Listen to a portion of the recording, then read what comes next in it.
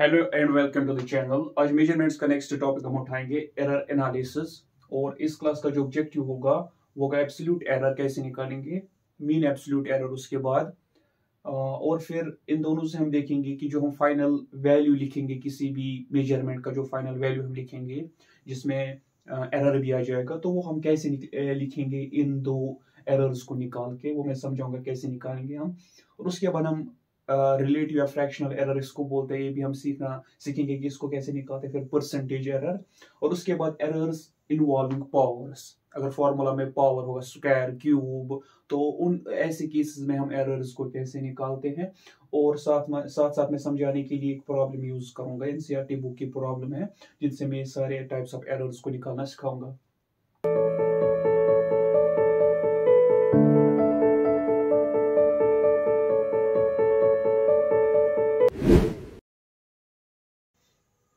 तो सबसे पहले एब्सोल्यूट एरर। तो एब्सोल्यूट एरर होता क्या है, तो जो मैंने एरर की डेफिनेशन समझा दी लास्ट वीडियो में, तो उसी वो डेफिनेशन एब्सोल्यूट एरर की ही डेफिनेशन है जो हम एरर की डेफिनेशन देते हैं। मीनिंग क्या है इसकी? मीनिंग है हमारे पास मेजर्ड वैल्यू है, उसको हम ट्रू वैल्यू सब्ट्रैक्ट करते हैं, वहां से जो भी नंबर आएगा अगर वो पॉजिटिव आया तो वही एरर होता है, अगर वो नेगेटिव आया तो उसका पॉजिटिव ले लो, नेगेटिव को भूल जाओ, इसीलिए हम मॉड डालते हैं। तो उसका पॉजिटिव वैल्यू ले लो, साइन जो नेगेटिव है उसको नहीं लिखना है। तो यही मतलब है इस मॉड का। तो इसको हम बोलते हैं एरर, या मोर अप्रोप्रिएटली इसको हम बोलते हैं एब्सोल्यूट एरर। तो एब्सोल्यूट एरर को निकालने के लिए हमारे पास दो चीजें होनी चाहिए, एक जो हमने वैल्यू मेजर किया, और दूसरा जो फिजिकल क्वांटिटी के लिए हमने वो मेजर्ड वैल्यू मेजर किया, उस फिजिकल क्वांटिटी का ट्रू वैल्यू हमें पता होना चाहिए। अब मैंने लास्ट वीडियो में बोला कि वो ट्रू वैल्यू के लिए दो चीजें होंगी, या तो वो ट्रू वैल्यू गिवन दिया गया होगा क्वेश्चन में दिया गया होगा कि किसी फिजिकल क्वांटिटी का ट्रू वैल्यू ये है, और हम फिर एक इंस्ट्रूमेंट लेकर उसके वैल्यू मेजर करते हैं जिनको मेजर्ड वैल्यू बोलेंगे। या तो ट्रू वैल्यू दिया गया होगा तो तब तो प्रॉब्लम नहीं है, अगर नहीं दिया गया होगा तो तब ट्रू वैल्यू निकालने के लिए हम जितने भी बहुत सारी रीडिंग्स लेते हैं, और उन सारी रीडिंग्स का मीन वैल्यू जो है उसी को हम ट्रू वैल्यू ले लेते हैं। फॉर एग्जाम्पल मैं यहाँ पे जो मैंने प्रॉब्लम दिखाई है, तो ये प्रॉब्लम है क्या पहले मैं समझाऊं। तो हमारे पास एक पेंडुलम है, पेंडुलम जो ऐसे से करता है। तो पेंडुलम जब एक एक्सट्रीम एंड से दूसरे एक्सट्रीम एंड तक जाएगा, फिर वापस आएगा पहले एक्सट्रीम एंड तक, तो ये हो गया एक साइकिल पेंडुलम ने कंप्लीट किया। इसी तरह 2 साइकिल, 3 साइकिल, 4 साइकिल, 5 साइकिल। अब एक पेंडुलम कितना टाइम देगा एक साइकिल कंप्लीट करने में? यहां से यहां जाना, फिर वहां से वापस आना, इसने कितना टाइम दिया? 2.63 सेकेंड सपोज। तो हम कहते हैं इस टाइम को इस पेंडुलम का टाइम पीरियड। तो इस पेंडुलम का जो टाइम पीरियड है, तो वो कुछ हो सकता है, इसका कोई ट्रू वैल्यू हो सकता है, वो हमें नहीं दिया गया है। अब हम एक एक्सपेरिमेंट कर रहे हैं जिसमें हम पेंडुलम का टाइम पीरियड मेजर कर रहे हैं। तो हमने बहुत सारी रीडिंग्स ले ली, एक रीडिंग ले ली तो हमारा टाइम है 2.63 सेकंड, इसने दिया यहां से यहां तक वापस आने में। दूसरी रीडिंग ले ली 2.56 सेकंड, तीसरी रीडिंग 2.42 सेकंड, इसने नहीं दिया, हमने मेजर किया। अब ये तो सेम टाइम देगा, तो हम जो मेजर कर रहे हैं, क्योंकि उसमें ओब्वियसली मैंने कहा कि हम परफेक्टली कोई वैल्यू मेजर नहीं कर पाते हैं, तो पहली बार हमने मेजर कर पाए हम 2.63 सेकंड, दूसरी बार थोड़ा कम ही 2.56 सेकंड, तीसरी बार हमने मेजर किया, तीसरी रीडिंग ले ली 2.42 सेकंड, इसलिए चौथी रीडिंग ले ली 2.71 सेकंड, इसी तरह पांचवी रीडिंग ले ली 2.80 सेकंड। तो हमने 5 बार उसी वॉच से 5 बार हमने एक ही टाइम मेजरिंग इंस्ट्रूमेंट से इसका टाइम पीरियड मेजर किया, और वो 5 रीडिंग्स ये हैं। अब इन 5 रीडिंग्स को सामने रख के हम कैसे ये डिफरेंट टाइप्स ऑफ एरर्स निकालेंगे। तो सबसे पहले एब्सोल्यूट एरर। तो एब्सोल्यूट एरर के लिए मेजर्ड वैल्यू 5 है हमारे पास, लेकिन ट्रू वैल्यू नहीं है। ट्रू वैल्यू के लिए 5 का मीन लेंगे। तो हम क्या करेंगे, हम लेंगे यहाँ पे टाइम पीरियड, इसको मीन लिखेंगे, मीन वैल्यू को टी मीन। वो होगा, मीन कैसे निकालते हैं, एक वैल्यू प्लस दूसरा वैल्यू, जितने भी है उन सारे रीडिंग को ऐड करना है। 2.42 प्लस 2.71 प्लस 2.80, सारों को ऐड किया हमने। और ऐड करने के बाद यहां पर एक सिंपल सी चीज सीखनी जरूरी है कि जो डिवीजन लाइन है ये इक्वालिटी के सीध में आनी चाहिए, और यहां से भी हम इक्वालिटी के सीध में लिखते हैं।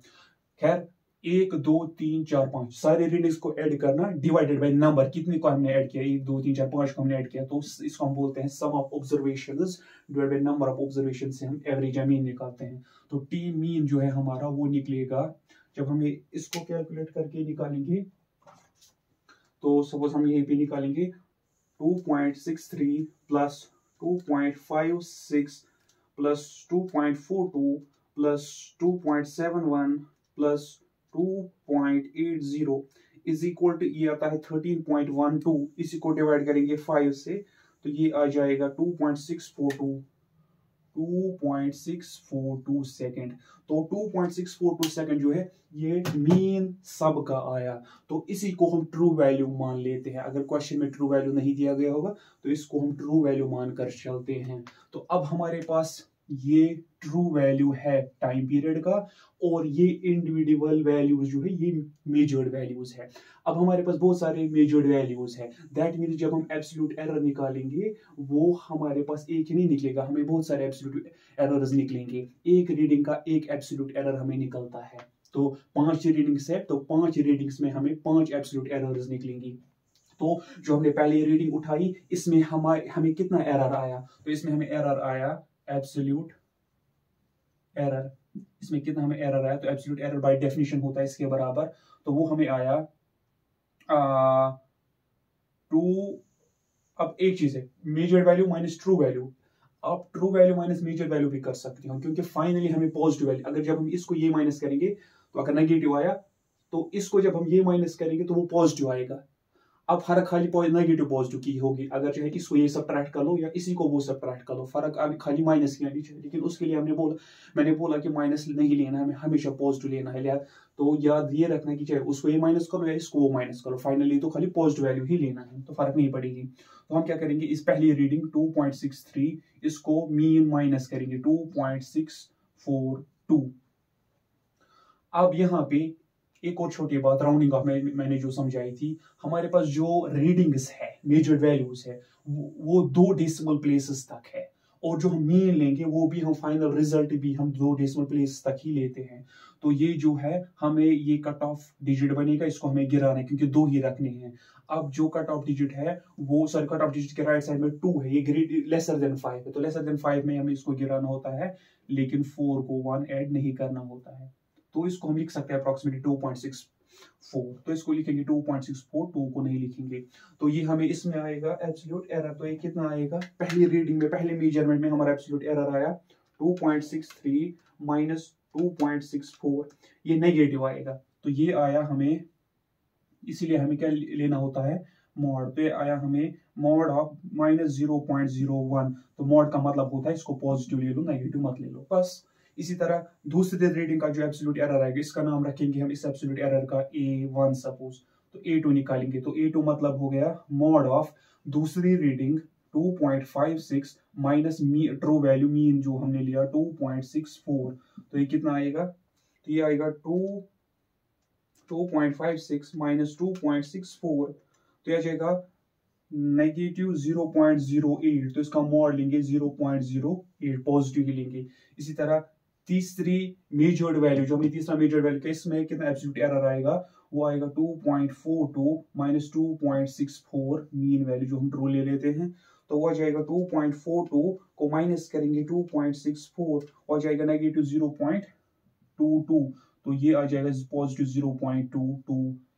इसी तरह fourth absolute error fourth measurement में वो आएगा हमें 2.71 माइनस 2.64, अब ये कितना आ जाएगा 2.71 माइनस 2.64, यह जाएगा वही से प्लस, तो 0.07, तो मॉड ऑफ प्लस वही होता है, मॉड माइनस पॉजिटिव होता है, मॉड ऑफ पॉजिटिव पॉजिटिव होता है, तो मॉड का मतलब ही है खाली नेगेटिव को बाहर निकालना, इसका काम वही है।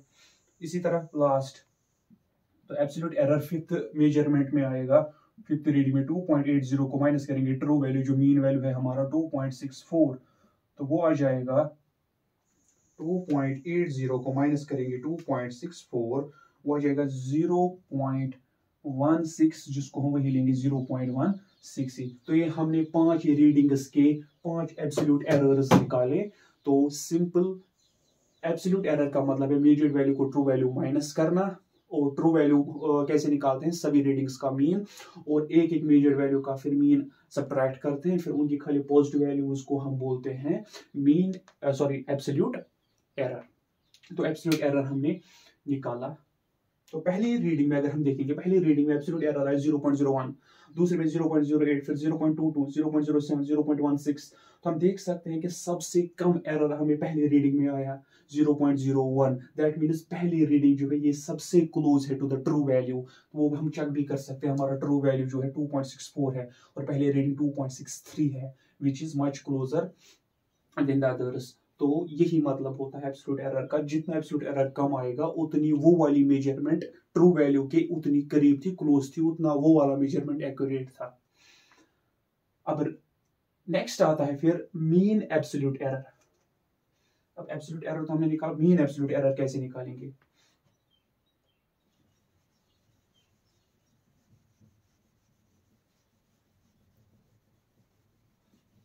मीन एब्सोल्यूट एरर के लिए अब हम क्या करना होता है, जिसे नाम से पता चलता है मीन निकालना होता है। किसका मीन? अब चूंकि हमारे पास हमें जो फाइनल रीडिंग लिखनी है, वो हमें एक वैल्यू लिखना है, क्योंकि हमारे पास पेंडुलम है, इसका टाइम पीरियड मेजर करना, वो ऑब्वियसली एक टाइम पीरियड होगा। अब एरर्स बहुत सारे आए, तो हम इन सारे रीडिंग्स में से कौन सा फाइनल वैल्यू चूज करेंगे कि इसका टाइम पीरियड ये है और इस टाइम पीरियड को मेजर करने में हमें इतना एरर आया, क्योंकि एरर्स हमें बहुत सारे आए। अब वो कैसे निकालेंगे? उसके लिए हमें निकालना होता है दूसरा mean absolute error. Mean absolute error.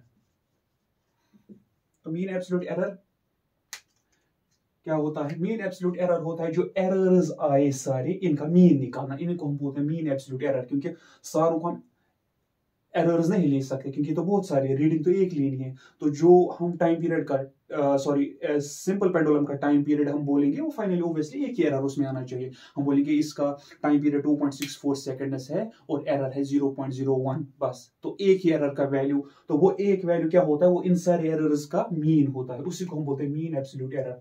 तो मीन एब्सोल्यूट एरर को हम लिखेंगे डेल्टा ए मीन। ये बराबर होता है एक रीडिंग A1 जो एरर आया, A1 plus A2 plus A3 plus A4 plus A5, जो सारे एरर्स है। Usually A1 A2 A3 books में देख सकते हो, ये इन वैल्यू इन रीडिंग्स के नाम होते हैं।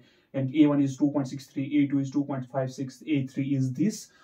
और जो एरर्स फिर आते हैं, जो हम एरर्स निकालते हैं, उनको हम basically delta A1, delta A2, delta A3, delta A4, delta A5 लिखते हैं। तो मैं लिखूंगा, तो A1 A2 A3 ये गिवन वैल्यूज है, तो ये बनेंगे delta A1, delta A2, delta A3, delta A4, delta A5, और डिवाइड बाय करेंगे, कितने हैं? 5। तो अब एरर्स का मीन निकालना, वो एक आएगा, 5 एरर एक वैल्यू में कन्वर्ट हो जाएंगे, उसी को हम बोलते हैं मीन एब्सोल्यूट एरर। तो हमारा मीन एब्सोल्यूट एरर जो आएगा, वो आएगा, सारे एरर्स को ऐड करना है, तो 0.01 पहला, प्लस 0.08, प्लस 0.22, प्लस 0.07, प्लस 0.16, इन सारे एरर्स को ऐड किया, फिर डिवाइड किया कि ये टोटल एरर 5 है, तो डिवाइड पे करेंगे 5, तो हमें मीन एब्सोल्यूट एरर निकलेगा। तो हमारा मीन एब्सोल्यूट एरर जो है वो कितना आएगा? वो आएगा 0.01 plus 0.08 plus 0.22 plus 0.07 plus 0.16, divide by करेंगे इसको 5, तो ये आ जाएगा 0.108, 0.108। तो ये इतने सेकंड्स का हमें एरर आया। आप फाइनल वैल्यू कैसे लिखेंगे?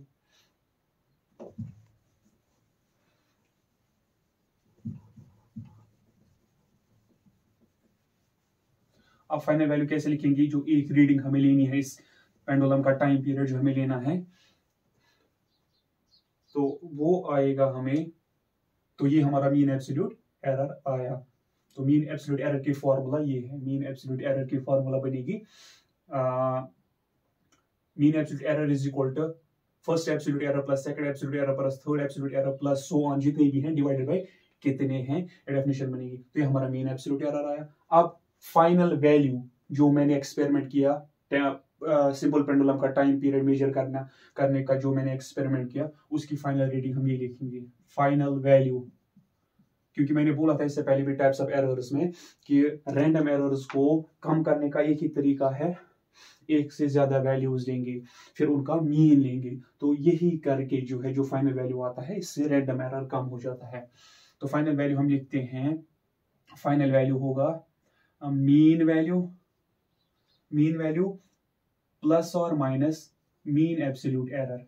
ये फाइनल वैल्यू हम ले लेते हैं, फाइनल रीडिंग हमारी ये होती है, ये फाइनल वैल्यू है। तो हमारा फाइनल वैल्यू क्या निकलेगा, देयरफॉर हमारा जो टाइम पीरियड है टी वो निकलेगा जो टी मीन निकला प्लस और माइनस जो मीन एब्सोल्यूट एरर निकला टाइम पीरियड का, तो वो क्या है, वो है, तो फाइनल रीडिंग टाइम पीरियड का हम लेंगे ए मीन क्या निकला था हमें, जो हमने मीन निकाला था 2.64 प्लस और माइनस मीन एब्सोल्यूट एरर वो आया 0.108, इसको ब्रैकेट करेंगे ऐसे, बाहर लिखेंगे सेकेंड्स, ये हमारी फाइनल रीडिंग है जो हम लेंगे और इसी से जो है रैंडम एरर कम हो गया। तो ये हमारा एक्चुअल टाइम पीरियड वैल्यू और ये इसका एरर, और जिसका वैल्यू हमें ऑलरेडी, जिसकी मीनिंग हमें ऑलरेडी पता ही है कि जो हमने मेजर किया हमें एब्सोल्यूट, हमें ट्रू वैल्यू बिल्कुल भी नहीं पता क्योंकि हम ट्रू वैल्यू तक कभी नहीं पहुंचते मोस्टली, तो हम क्या लिखते हैं, हम रेंज लिखते हैं, जैसे मैंने लास्ट टाइम भी बोला था। तो हम कहते हैं कि जो इस टाइम पेंडुलम का टाइम पीरियड है उसका ट्रू वैल्यू तो नहीं पता, लेकिन हम ये रेंज बोल सकते हैं कि उसका जो ट्रू वैल्यू है वो 2.64 को एक बार माइनस करेंगे,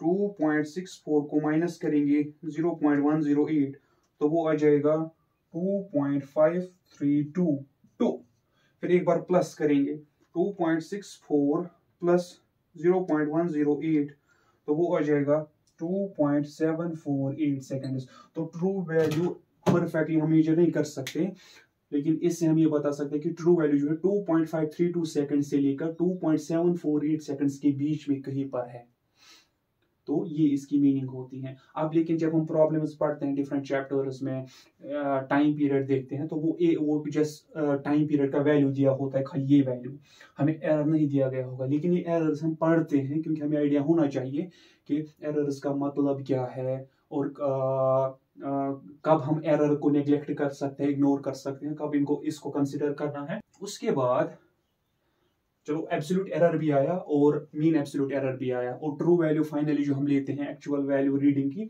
वो होता है मीन वैल्यू सारी रीडिंग्स का प्लस और माइनस मीन एब्सोल्यूट एरर जो फाइनल रीडिंग हम ये ले लेते हैं। अब है रिलेटिव एरर। कभी कभार क्वेश्चन पूछता है आप रिलेटिव एरर निकालो, या कभी कभार एरर वही से दिया गया होता है, एब्सोल्यूट नहीं बल्कि रिलेटिव एरर के फॉर्म में दिया गया होता है, तो उसका मतलब क्या है।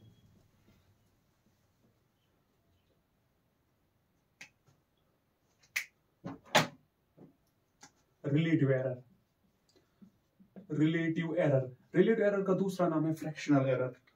अब हमारे पास फ्रैक्शनल एरर इसको बोलते हैं, और फ्रैक्शनल एरर दूसरा नाम है इसका, किसके बराबर होता है। हमारे पास दो चीजें आई, एक तो हमने रीडिंग्स का मीन निकाला जिसको हम ट्रू वैल्यू मानते हैं, और दूसरा हमने मीन एब्सोल्यूट एरर निकाला जिसको हम सारे रीडिंग्स का एरर मानते हैं। तो ये हमारा एक्चुअल वैल्यू है, सारे रीडिंग्स के बदले हम ये ले लेते हैं और सारे एरर्स के बदले हम ये वाला एक एरर ले लेते हैं। तो ये दो चीजें हमारे पास। उसके बाद क्या करना है, रिलेटिव एरर की डेफिनेशन।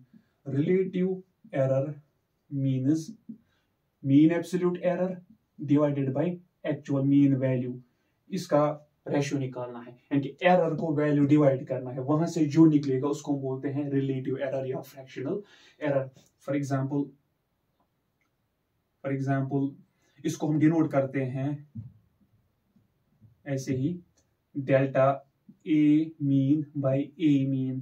तो कभी कभार एम काटते हैं क्योंकि पता ही होता है ये मीन वैल्यूज हैं, तो हम डायरेक्टली लिखते हैं डेल्टा ए बाई ए। तो ये हो गया रिलेटिव एरर इन ए या फ्रैक्शनल एरर इन ए। ये किसके बराबर होगा, ये बराबर होगा हमारी एग्जांपल में हमारा जो मीन एब्सोल्यूट एरर है वो है 0.108, डिवाइड करेंगे जो हमारा मीन वैल्यू आया था वो आया था 2.64, तो इसको डिवाइड करेंगे तो हमें मिलेगा रिलेटिव एरर। तो 0.108 को डिवाइड करेंगे 2.64, तो ये आएगा हमारा relative error delta a by a, ये हमें आया यहाँ पे 0.041 अप्रोक्सीमेटली, राउंड ऑफ किया मैंने, तो ये इतना आया, तो इसको हम बोलेंगे, इस नंबर को, ये हमारी मेजरमेंट का रिलेटिव एरर या फ्रैक्शनल एरर इतना है। अगर हम यहाँ पर इसकी मीनिंग देखेंगे, यहां से निकाला ये भी एरर ही है, एब्सोल्यूट एरर निकाला तो वो भी एरर ही है। फर्क क्या, ये एरर होता है एक्चुअली, इसका मतलब ये होता है कि पर यूनिट जब हम एक रीडिंग ले लेते हैं, तो उस एक रीडिंग, फॉर एग्जांपल किसी फिजिकल क्वांटिटी को मेजर करते हैं, लेंथ को मेजर करते हैं, जब हम 1 मीटर मेजर करते हैं तो उसमें एरर कितना आता है, इतना। जब हम 2 मीटर्स को मेजर करेंगे तो एरर कितना आएगा, 1 मीटर को मेजर करने में जितना एरर आया प्लस दूसरे मीटर को जितने में मेजर करने में जितना एरर है वो ओब्वियसली इतना ही होगा, तो 2 टाइम्स। अगर हम 3 मीटर्स को मेजर करना है तो एरर आएगा 3 टाइम्स जो 1 मीटर को मेजर करने में एरर आया। 4 मीटर्स मेजर करना है तो एरर कितना आएगा, वो आएगा जितना 1 मीटर में एरर आता है उसको इंटू करेंगे 4 बार, क्योंकि वही 4 बार एरर आएगा। तो पर मीटर मेजर करने में कितना एरर आएगा, उसी को हम बोलते हैं रिलेटिव एरर। तो कभी कभार ये भी काम आता है रिलेटिव और fractional error. Percentage error, percentage error, percentage error कुछ भी नहीं होता है, रिलेटिव एरर को अब परसेंटेज में कन्वर्ट करना है, हमेशा लेस देन 1 होगा तो इसको परसेंटेज में कन्वर्ट करेंगे। तो परसेंटेज एरर होता है delta a mean divided by a mean into 100, फिर उसको लिखना है, चूंकि 100 में किया हमने इनटू, उसको फिर परसेंटेज में लिखना है, उसी को हम बोलते हैं रिलेटिव एरर को परसेंटेज में कन्वर्ट करना, उसके बाद उसको बोलते हैं परसेंटेज एरर। तो फॉर एग्जांपल हमारे जो प्रॉब्लम है, हमारे एक्सपेरिमेंट में जो परसेंटेज एरर है वो कितना परसेंट आया, वो आया delta a by A into 100, वो कितना आया, वो आया 0.041। तो ये एब्सोल्यूट एरर आया, सॉरी रिलेटिव एरर है, इंटू करेंगे 100, बाहर लिखेंगे परसेंट, वो आएगा जब हम 100 इंटू करेंगे वो आएगा 4.1%। तो हमारी मेजरमेंट में जो परसेंटेज एरर आया वो आया 4.1%। तो यानी कि 100 यूनिट्स मेजर करने में हमें 4 यूनिट्स का एरर आएगा, इसका मतलब ये है। इसका मतलब है रिलेटिव एरर का, जैसे मैंने बोला कि 1 मीटर को मेजर करने में कितना एरर आएगा उसको बोले रिलेटिव एरर। और 100 यूनिट्स, अब 100 मीटर्स जब मैंने मेजर किया उसमें कितना एरर आया, 4.1 मीटर का एरर आया उसमें, ये इसकी फिजिकल मीनिंग है। तो जो रिलेटिव फ्रैक्शनल एरर भी आया, परसेंटेज एरर भी आया। अब एक और इंपॉर्टेंट है एरर्स इन्वॉल्विंग पावर्स, और इसमें एंट्रेंस में इसमें काफी क्वेश्चंस अभी तक पूछे गए हैं और इसमें आते भी हैं, खासकर नीट में। तो हम ये देखेंगे errors involving powers. Errors involving powers का मतलब क्या है,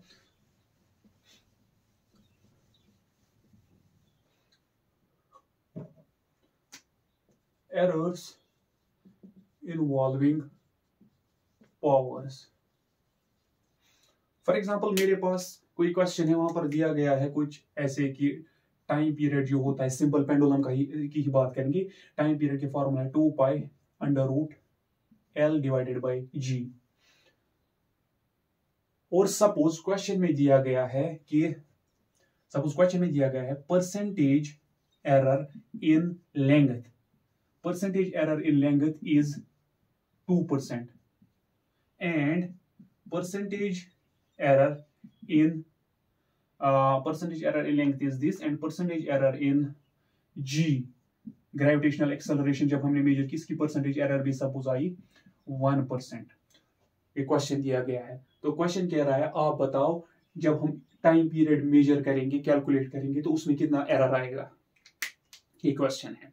तो इसी से सॉल्व होगा कि पता चलेगा कि एरर इन्वॉल्विंग पावर्स का मतलब क्या होता है। हमारे पास टाइम पीरियड है, अब टाइम पीरियड डिपेंड करता है लेंथ पर और जी पर, जी तो यूजुअली कांस्टेंट होता है। अब यहाँ पर मैंने ये भी वेरिएबल माना, क्योंकि अगर हम एक्चुअली देखेंगे एक्सेलरेशन ड्यू टू ग्रेविटी जो है ये वेरी होती है, ऑल्टीट्यूड से भी ये वेरी होती है, डेप्थ से भी ये वेरी होती है, अर्थ रोटेशन की वजह से भी ये वेरी होती है, और अर्थ पर पोजीशन इक्वेटर पर हो तो ज्यादा ही वैल्यू, पोल्स पर हो तो कम वैल्यू, या सॉरी इक्वेटर पर हो तो क्योंकि इक्वेटर सेंटर से ज्यादा दूर होता है तो वहां पर जो इसका वैल्यू कम ही होगा, पोल्स पर ज्यादा होगा वगैरह वगैरह। तो ये उस हिसाब से मैंने इसको माना कि इसमें भी एरर आया मेजरमेंट में। सपोज क्वेश्चन दिया गया है कि एक सिंपल पेंडुलम है और उस सिंपल पेंडुलम का टाइम पीरियड हम मेजर कर रहे हैं, और टाइम पीरियड को मेजर करने के दौरान लेंथ मेजर करने में एरर आया 2%। जो उसकी लेंथ है, यानी कि जो उसका स्ट्रिंग की लेंथ है, उसको मेजर करने में 2% का एरर आएगी। अब परसेंट में दिया गया है, दैट मीन्स दिमाग में ये रखना है ये परसेंटेज एरर की तरह निकाला गया है, फिर परसेंटेज में दिया गया है, तो परसेंटेज एरर इतना है। और जी को मेजर करने में एरर इतना है। अब टी में निकालो, टी में कितना एरर होगा। अब इसके लिए ये याद रखना है पावर्स में कि अब चूंकि वैल्यूज परसेंटेज में दिए गए हैं, जो हम आंसर निकालेंगे टाइम पीरियड का एरर, वो भी हम परसेंटेज में निकालेंगे। तो आंसर उन्हीं यूनिट्स में रखना होता है, उसी फॉर्म में रखना होता है जिस फॉर्म में गिवन डेटा होगा, ये हमेशा याद रखना। तो अगर गिवन परसेंटेज में दिया गया है, हम आंसर भी परसेंटेज में निकालेंगे, ये जनरल रूल है। तो हमें निकालना क्या है, हमें बेसिकली निकालना है delta T divided by T into 100, इसी को हम बोलेंगे, यही होगा हमारा percentage error in time period. तो ये हमें निकालना है। अब इस फॉर्मूला से हमें इसको निकालना है कैसे, तो ये delta T divided by T इस फॉर्मूला के मुताबिक होगा बराबर, तो सबसे पहले 2 है, 2 कांस्टेंट है, तो कांस्टेंट चीजों में एरर नहीं आता है, क्योंकि इनको तो हमें मेजर ही नहीं करना होता, ये तो कांस्टेंट होते हैं। एरर उनमें आता है जो वेरिएबल्स होते हैं, जिनका वैल्यू डिफरेंट कंडीशंस पर चेंज होगा, वेरी होगा। तो 2 तो एब्सोल्यूट वैल्यू, इसमें एरर तो आना ही नहीं है, तो 2 एरर निकालने के टाइम पे 2 इग्नोर होगा। पाई भी कांस्टेंट है, इसमें भी कांस्टेंट में, ये तो पता ही है, तो 3.14 हमेशा डालेंगे हम, तो एरर कहां से आएगा। तो पाई इसमें भी, ये भी फॉर्मूला में नहीं आएगा। अब आएगा यहाँ पे ये, अगर हम इसको सिंप्लीफाई करेंगे एरर निकालने के लिए, तो इन दोनों को हम के लिखेंगे कांस्टेंट, कांस्टेंट एरर में नहीं आता है। तो एल पावर 1/2, क्योंकि स्क्वायर रूट का मतलब होता है पावर 1/2, और जी पावर 1/2। अब पावर हमारा है 1/2, नीचे भी पावर है 1/2। अब पावर्स में से एरर कैसे निकालेंगे, तो इसको तो इग्नोर ही करो। तो एल पावर नीचे आता है, पावर नीचे आएगा, तो पावर नीचे आएगा, पावर क्या है 1/2। फिर एल में डेल्टा एल बाई एल लिखना है, तो जो भी पावर होगा वो नीचे आ जाएगा। और एरर इन एल, जैसे हमने टी को कन्वर्ट किया डेल्टा टी बाई टी, इसी तरह हर एक वेरिएबल को लिखेंगे delta L by l, delta ji by g. लेकिन तब जब पावर 1 होगा तो ऐसा ही लिखेंगे, लेकिन अगर पावर 1 होगा, अदर देन 1 होगा, तो इसको नीचे लाना है और एल बनेगा delta L by L error निकालने के लिए। फिर नेक्स्ट यहां पे हो या डिवाइड में हो, रूल एक ही है, प्लस, रूल एक ही है, प्लस, चाहे इंटू में है चाहे डिवाइड में है, एरर निकालने के लिए हमेशा प्लस आएगा। अब नीचे भी क्या है, अगर पावर 1 होता तो हम लिखते डेल्टा जी बाई जी, लेकिन अब पावर है, इसको नीचे लाएंगे 1/2, जी को लिखेंगे डेल्टा जी बाई जी। ऐसे ही जितने भी वेरिएबल्स होंगे, चाहे इंटू में होंगे चाहे डिवाइड में होंगे, सबका पावर नीचे लाओ और उसको लिखो delta G by g. A होगा delta a by a, p होगा delta p by p, power नीचे ला के, और इंटू में होगा डिवाइड में होगा, हमेशा बीच में प्लस आएगा, एरर हमेशा ऐड होता है। तो यहाँ पे तो हमारा डेल्टा टी बाई टी निकलेगा 1/2, डेल्टा एल बाई एल का वैल्यू हमें नहीं दिया गया है, लेकिन हमें परसेंटेज दिया गया, और हमें पता है परसेंटेज का मतलब होता है delta L by L into 100 करके, और परसेंटेज का यहाँ पे मतलब होगा delta ji by G into 100 करके, क्योंकि परसेंटेज में है। तो हमें 100 चाहिए अब मल्टीप्लाई में, तो दोनों तरह से मल्टीप्लाई को, 100 को मल्टीप्लाई करेंगे, और यहाँ से तो हमें चाहिए भी, तो यहाँ से भी मल्टीप्लाई करेंगे 100, 1/2 डेल्टा एल बाई एल, यहाँ से भी 100 into plus 1/2 delta ji by G into 100। तो दोनों साइड से अब अंडर वापस कैंसिल हो सकता है, हम अपनी इक्वेशन पर वापस आएंगे। अब मैंने 100 इंटू क्यों किया, क्योंकि हम मुझे गिवन वैल्यू परसेंटेज में है। तो अब delta T divided by T into 100, जिसको हम परसेंटेज एरर बोलेंगे, जो हमें निकालना है, तो 1/2। अब ये value delta L by L into 100, ये 2 है, तो into 2 plus 1/2 delta ji by G into 100, delta ji by G into 100, ये भी 1% है, तो इंटू 1। तो हमारा जो परसेंटेज, इसको हम बोलेंगे percentage error in time, percentage error in time निकलेगा हमें बराबर 2 कैंसल, तो 1 प्लस 1/2 हो जाएगा 3/2%। 3/2 को हम लिखते हैं 1.5%। तो इससे ये पता चला कि टाइम पीरियड को मेजर करने में जो लेंथ में एरर आता था 2%, जी में एरर आता था 1%, तो जो हमारा टाइम पीरियड में एरर आएगा वो आएगा 1.5%। तो ऐसे हम निकालते हैं एरर्स इन्वॉल्विंग पावर्स। तो एरर्स इन्वॉल्विंग पावर्स को निकालने में क्या रोल है, पावर को नीचे लाना है और जो एरर होगा एल में गिवन उसको डालना है, और जो जी में एरर होगा उसको भी डालेंगे, इंटू होगा, डिवाइड होगा, दोनों केसेस में से प्लस करना है। तो जनरल रूल क्या बनेगा, इस प्रॉब्लम को सॉल्व करने के बाद इस प्रॉब्लम को अगर मैं ऐसे कोई रैंडमली एक फॉर्मूला बनाऊंगा, सपोज हमारे पास ए ये बराबर होता है बी पावर के c power m d power n divided by q power p r power s, ऐसे एक कोई भी फॉर्मूला है और हमें इन सब में एरर दिया गया है, सब एरर दिया गया है। अब जो एरर दिया गया होगा या तो वो रिलेटिव दिया गया होगा या तो परसेंटेज वाला दिया गया होगा।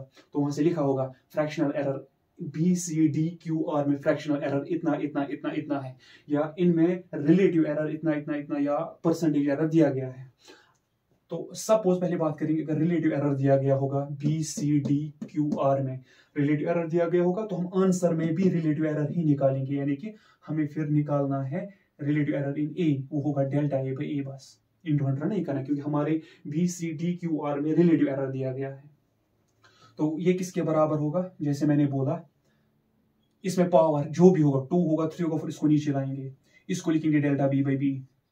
अब रिलेटिव एरर चूंकि क्वेश्चन में दिया गया है तो डेल्टा बी बाई बी के बदले वो रिलेटिव एरर बी में जो दिया गया हो उसको यहां से लिखिए, यहां इंटू करेंगे वो नंबर, प्लस मैंने बोला था इंटू है डिवाइड है हमेशा प्लस, एरर ऐड होता है। तो इसमें पावर है m, तो m नीचे लाएंगे डेल्टा c बाई सी, और जो रिलेटिव एरर c में दिया गया होगा वो इसकी जगह डालेंगे, प्लस n को नीचे लाएंगे delta d divided by d, n जो भी होगा 3 होगा 4 होगा नेगेटिव होगा फ्रैक्शन होगा, n को नीचे लाएंगे और जो error in relative error in d दिया गया होगा, फ्रैक्शन एरर इन d दिया गया होगा वो इसकी जगह इंटू करेंगे। फिर है डिवाइड, अब चाहे डिवाइड हो इंटू प्लस ही करना होता है, p नीचे p लाएंगे नीचे, डेल्टा क्यू बाई क्यू लिखेंगे इसको, q को डेल्टा क्यू बाई क्यू, तो रिलेटिव एरर इन क्यू यहाँ डालेंगे, प्लस s को नीचे लाएंगे डेल्टा r बाई और जो रिलेटिव एरर r में दिया गया होगा वो यहाँ डालेंगे।